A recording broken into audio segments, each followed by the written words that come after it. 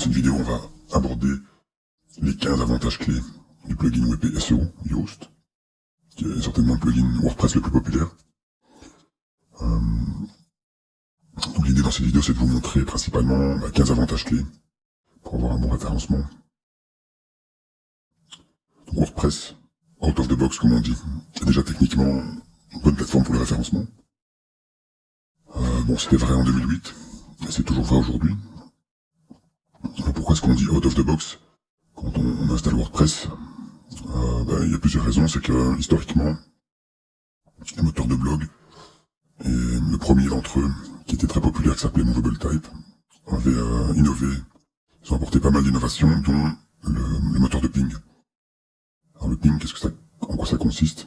Il y a un article, si vous fouillez sur SEO Décalage Immédiat, qui vous donne une explication détaillée. C'est un principe très simple, c'est de pouvoir prévenir des moteurs de recherche qu'un article a été publié, pour qu'un moteur vienne directement lire l'article pour l'indexer. Alors à l'époque, en 2008, et même un peu avant, les moteurs de recherche n'étaient pas très rapides. La puissance est vraiment développée après. Maintenant, Google indexe plus ou moins en temps réel. Il est capable de passer tous les jours sur votre site.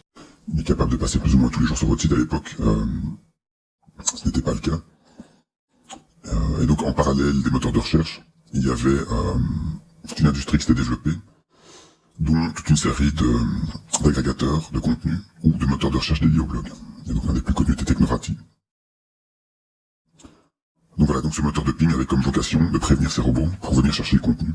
C'est ce qui a fait que pendant un temps, les blogs ont eu un avantage concurrentiel sur les sites d'entreprises classiques, puisque en publiant plus rapidement et en prévenant les moteurs, ils avaient une facilité à pouvoir grimper dans les classements. C'est toujours un avantage, mais les choses ont un petit peu changé à différents égards. Bon, toute l'industrie des moteurs de blogs agrégateurs a quand même fortement disparu ou diminué. Et Google est capable d'indexer maintenant en temps réel, sans avoir besoin d'être prévenu. Donc voilà. Donc à l'époque, le plugin SEO Yoast a été écrit par un Hollandais qui s'appelle Joost de Valk. Donc d'où le jeu de mots avec Yoast et Yoast son prénom. Donc maintenant, il devait être certainement une trentaine de personnes. Et il y a toute une gamme de plugins, certains gratuits, certains payants, ils vendent même des thèmes. Donc voilà, c'est une boutique WordPress très florissante qui doit faire plusieurs millions de dollars de chiffre d'affaires annuel. Donc le plugin Yoast a plusieurs avantages au quotidien, dont celui de vous aider à choisir un mot-clé focus et de vous expliquer si le mot-clé est bien optimisé sur votre page. Donc si vous connaissez notre plugin WP Search Console, vous connaissez certainement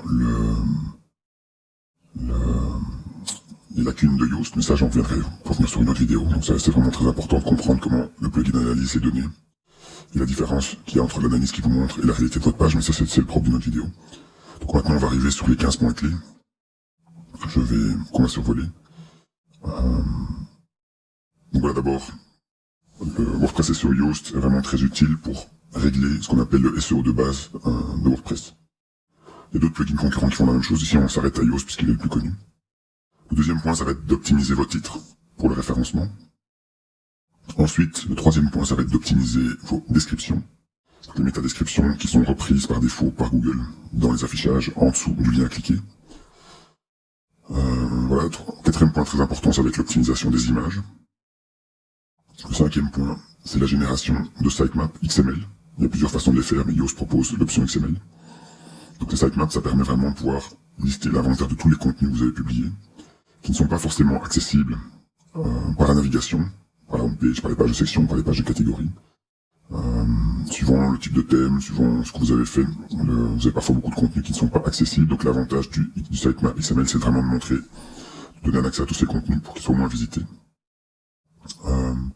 Et l'optimisation des templates avec le plugin Yoast SEO. Donc ça c'est aussi très important. Comme on disait au départ, il y a beaucoup de développeurs qui font ça très mal. Vous avez des templates qui créent du duplicate content, donc qui doivent pouvoir être indiqués à Google avec les balises no-index.